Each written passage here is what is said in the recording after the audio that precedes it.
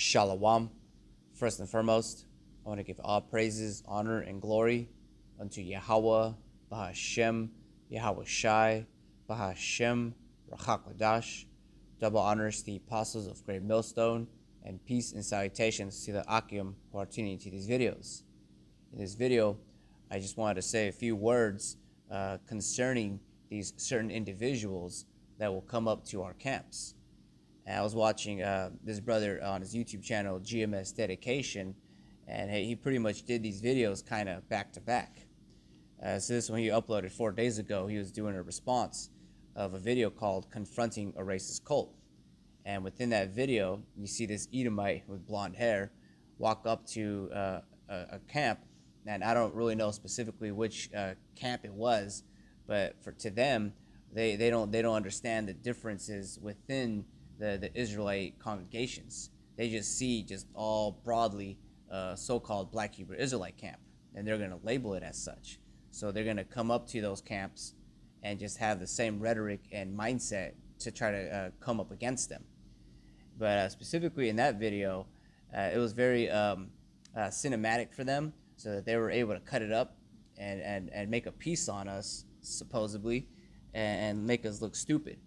Like, even within that video, which the people who were in that video, the Israelites wearing the fringes, they were able to speak to him to a certain degree. But when you're going up against these people, you have to understand that they're basically just persecuting us. They're not trying to hear the word and listen to the gospel. They're trying to shut us up. They're basically trying to pluck off the sinews off of us, as we are now, as a nation of Israel, coming back into the glory of Yahweh Hashem Yahweh Shai, rising back up from the dead, from the valley of dry bones. And these people are shook, and they don't want us to rule. They don't want the prophecies to happen. And so anything and everything they're trying to do is to upset the prophecies, trying to put us back to sleep and to sway us. So one angle that they're going to do is make these hit pieces. Even in that video, certain black people, so-called black people, were walking up to him, and they were saying, like, well, they don't speak for all black people, this and that, yada, yada, yada. You're a good white boy. You're my brother. And, they were hugging him and shaking his hand and thanking him because he went and debunked the so-called Black Hebrew Israelites, which to them, they think that that's a win. Really, but, us in this ministry, we can discern through the Spirit what's all happening. We're not ignorant of Satan's devices. And so I remember also, like, a few months back, certain other Christians, even Ethiopians who basically grew up as an Ethiopian Christian, were going up to, like, the Dallas camp. And you're going to see this happen more and more, especially as we're getting closer to the end. And this word is about the famine is about to hit on this word, and you're not going to be able to find us here and there, because there's going to be such a calamity that's going to hit the society that we are not going to be out there on the highways and hedges. And we preach and prophesy about that time. That's why with all that get understanding, get that oil now. Just like as it's referenced in the parable of the virgins, 5 are wise and 5 are foolish. You would want to be the wise one, getting that wisdom, that oil, so that you're ready for the wedding, and as opposed to the other ones who are just slacked. This is the time of repentance. This is the time where you're supposed to come and sup with the Spirit and grow in the Spirit. But with these people in the world, they don't want us to do that. They're trying to shut up this truth on their own agenda, on their own accord. I even had this other video, and in this video, the elder brother titled it, "Somebody is sending these weak Christians to the Hebrew Israelites." And this one you can see is a so-called black person. And, he's going over there and trying to debunk us. And you could do that all you want. The gospel still stands. You could probably just make us look stupid in your edits, make a nice hit piece, make us look like we're deranged, full of hate or whatever. But ultimately, we come in the volume of the book, and you guys don't. You guys just say 1, 2 precepts and then drop the mic and be done with it, while we're still out there.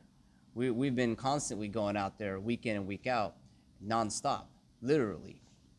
But the thing is, though, is these people are going to start losing steam. Just as you saw these other various groups, like off the top of my head, there used to be this one called Jesus is the Word. I honestly don't know where they're at anymore because they came up against us and then they were confounded. And so, like, kind of like the words that I want to speak about in this video is to, meditate about this, be on point, because these devils are going to try to come up to you and try to debunk you or whatever. They're basically just going to be scoffers and scorners. And so when we read this in the scriptures, now we know about these things, so we're going to prepare ourselves. And of course, we're not really going to give them the time of day and do all these things, doing this whole back and forth. All we really need to tell them is answer the one question that they have and show them in the scriptures why we're right, and then to tell these Edomites that they're going into slavery, and then point to the book of Obadiah, open it up to in the book of Isaiah, just show them their judgments. We really aren't there for the 2/3. We're not there to go back and forth with the condemned. We're not worried about their judgment because we know it's already set. We are worried about the hopeful elect. So like if you do, go back and forth with these people, kind of have that discernment that we're just really just there for the elect, not for these scoffers and scorners. We basically tell them what they need to know, that the judgment's happening, that Yahweh Shai is going to return, deliver his elect who want to hear this word. We're not giving our pearls before swines. So first precept I want to read is in First Peter chapter 4, verse 12. It says, Beloved, think it not strange concerning the fiery trial, which is to try you, as though some strange thing happened unto you. And these trials, they're very broad. They can come in any way and shape and form. And that's why when we're in this ministry, supping in the Spirit and speaking for Yahweh B'Shem Yahweh Shai, we're going to be tried so that we're refined. We're going to go through all these strange trials, whether it's situations that are happening in your household or in your travels. There's going to be stuff that's going to happen that's like, it's as if it's a strange thing happening unto you. But we know and understand that these things were mentioned to us aforetime. So we prepared ourselves. We prepared ourselves to go to work in the right mindset so that we are walking in the Spirit and we do not fulfill the lust of the flesh. And this is the same mindset when we go to camp. You have to have like a right mindset when you're going to war, and then also wearing your full armor. That ain't no joke. Just putting on your battle gear, like it's actually like you put a spirit on. So when you're putting your spiritual armor, especially when you're doing these videos, it would behoove you to pray, to meditate, and to rehearse a few precepts before you get into it, so that the Spirit can have free course.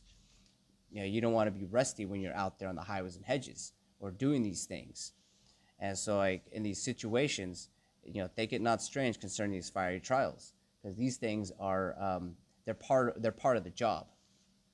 So in verse 13 it says, But rejoice inasmuch as ye are partakers of Hamashiach's sufferings, that when his glory shall be revealed, ye may be glad also with exceeding joy. And a lot of these things we're suffering them now. Like all these idle words that people say, we know that it's going to be an exceeding joy when Yahweh Shai HaMashiach returns, and then all that glory shall be revealed. We're going to be glad also, because every idle word is going to be held accountable in that day. And so that's part of the glory that we're about to step into. Like right now, we're going through all these strange trials and persecutions and afflictions, but you have to understand that we're going glory to glory. There's a new phase that we're about to enter as of the hopeful elect. Because as we're speaking about Jacob's trouble, there's a balance to that. We're going to be in exceeding joy because what we're speaking about is actually going to come to fruition, and we're going to be blessed, and we're going to rejoice in Yahweh Shai HaMashiach for actually putting our hand into that plow. It's actually going to be beneficial in these last days, as it already is beneficial. It's just going to exceed more so as everybody else is going to start dropping like flies. And continuing on, this is verse 14. It says, If ye are reproached for the name of Hamashiach, happy are ye, for the Spirit of glory and of the Most High resteth upon you. On their part he is evil spoken of, but on your part he is glorified. And so that's what you have to meditate on. The reputation you have with Yahweh B'Shem Yahweh Shai, with yourself. We're not of this world. You know, that's something that when you come into this ministry, it's like you gotta bite the bullet, cut off certain family members, even friends, co-workers, or whatever it is that is adversary to the spirit, and they're gonna murmur or whatever, be mad that you're not going to the next Thanksgiving or whatever. But you have to understand that they are not worried or concerned about your deliverance, and that's what you should do. You have to seek your own salvation with fear and trembling. And so, like, these people, when they say their scoffs and their scorns, you can't let those things get to you. You know, and this is spoken to you so that you're prepared for those things. So that whenever Satan throws any type of fiery darts, whether it's verbal or physical or things happening in your household, like I mentioned, these things are strange, and they're just fiery trials. You have to be prepared to counteract those things. That's why you got to arm yourself likewise with the Spirit. And so another precept I have here is in 1 Peter 3:14. It says, "But and if any ye suffer for righteousness' sake, happy are ye, and be not afraid of the terror, neither be troubled. But sanctify the Lord Yahweh in your hearts, and be ready always to give an answer to every man that asketh you a reason for the hope that is in you, with meekness and fear." And like kind of going into like, when if a person were to come up to you, we do convince the gainsayers. We do speak these things because we know the terror of the Lord. Therefore, we persuade men. Even if you're just debunking a so-called Christian, basically just a low-level Joe Sixpack Edomite, the way we do that, the way we conduct ourselves, can be edifying and can persuade and convince others for this ministry. So there is a way and a discernment, and to do these things and conduct ourselves. Because anytime a person comes up to us, we let them say probably one or two things, really for the edification of the camp. And so we're happy when we suffer these things for righteousness' sake, and we're not afraid of these people, and we're not troubled. I'm going to read from verse 15 again. It says, "But sanctify the Lord Yahweh power in your hearts, and be ready always to give an answer to every man that asketh you a reason of the hope that is in you, with meekness and fear, having a good conscience, that whereas they speak evil of you as of evildoers, they may be ashamed that falsely accuse your good conversation in Hamashiach." And that's what all these people are ultimately doing, is bearing false witness. And that's a sin. Not supposed to do those things. And then yet all these people, even amongst the circumcision, like to do that. And that's why every idle word is going to be held accountable in that day. And so I'm going to read from verse 16 again. It says, "Having a good conscience, that whereas they speak evil of you as of evildoers," like I forgot his name, Brother Polite, he was speaking evil of us. Turns out he was the evil one. And we don't bring any blame to the ministry, because that's a requirement of putting on this armor. Like when you put on your shield and buckler and your helmet, and you tie your boots on, like putting blame to the ministry is part of that ceremony, or not. So like not putting blame to this ministry, that's something that we read and we apply. So you can't put anything to the Lord's elect. You can't put any charge against us. Really, anytime you're pointing the finger at us, we should be discerning on you, because what are you doing with the time that the Lord gave you, that you're not preaching the gospel of Yahweh B'Shem Yahweh Shai? So we have a good conscience, and so all these people are going to continue to speak evil onto us, and ultimately they're going to be destroyed with this place, because all these people are basically just bugged out Satanists, so-called Christians or whatever. Then they don't have the doctrine of Yahweh B'Shem Yahweh Shai. So as continue on from verse 17, it says, "For it is better, if the will of the Most High be so, that ye suffer for well-doing, than for evil-doing." So I'm going to just read these last few precepts. This is in Luke 6:22. It says, "Blessed are ye when men shall hate you, and when they shall separate you from their company, and shall reproach you, and cast out your names as evil for the Son of Man's sake." And so that's what's going to happen to us, even amongst our family members. But just as what happened in the scriptures, when people were trying to get him to speak to his mom in the crowds, he was basically saying to the left and his right, to those that were in his ministry, the disciples at the time, he said, those are my brothers and sisters and my mothers and fathers, because we are actually the body. We're the family member that counts. And they're going to revile us. They're going to hate us for Yahushai's namesakes, because that's what he requires us to do. And a lot of these people aren't doing what Yahushai requires you to do. So they're going to hate us. Men love darkness rather than light. And our beacon of light, it shines onto these wicked people. And that's ultimately why they don't like us, because we're shining that darkness off of them with just our presence. All right, so I'm going to read this. Last precept is in 2 Corinthians 2:11. It says, lest Satan should get an advantage of us, for we are not ignorant of his devices.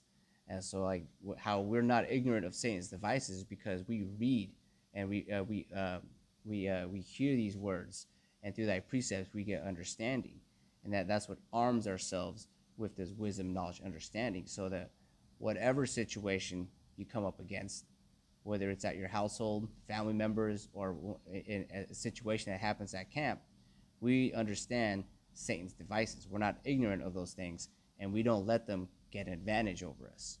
So with that, I pray this video is edifying. I want to give all honor and praises to Yahweh, Bahashem Yahweh Shai, Bahashem Rachak Ladash, Shalom Akim.